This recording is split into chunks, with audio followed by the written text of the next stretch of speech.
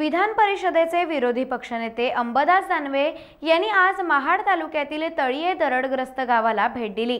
यावेळी त्यांनी तळीये दुर्घटना स्थळाला देखील भेट दिली आहे। यावेळी त्यांनी म्हाडा अंतर्गत सुरू असलेल्या घरांची पाहणी केली आणि रखडलेल्या घरांच्या पूर्णावस्थेत संबंधित अधिकाऱ्यांना धारेवर धरत लवकरात लवकर उर्वरित घरांची कामे पूर्ण करण्याच्या सूचना देखील दिल्या।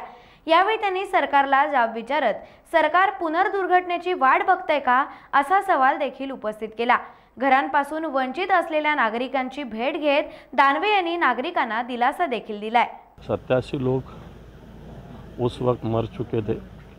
उस गांव का यहाँ पुनरुत्थान होने की आवश्यकता है।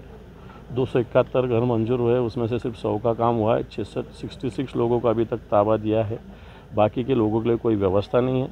सरकार इस काम में देरी लगा रही है, हमारी भावना है, और जनता की और इस गांव के गांवकरियों की भी यही भावना है। ग्रामीणों से आपकी मुलाकात हुई? बिल्कुल हुई। गांव में ग्रामीणों ने जल्द से जल्द घर देने की मांग की है। कुछ सुविधा बाकी है, पानी की सुविधा बाकी है, रास्ते की सुविधा बाकी है। प्रशासन जल्दी से जल्द करे, ये हमारा प्रयत्न है।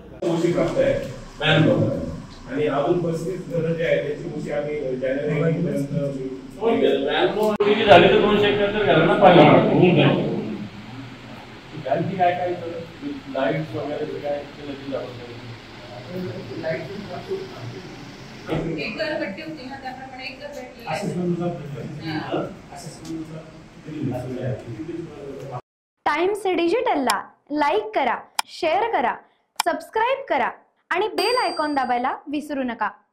Times digital.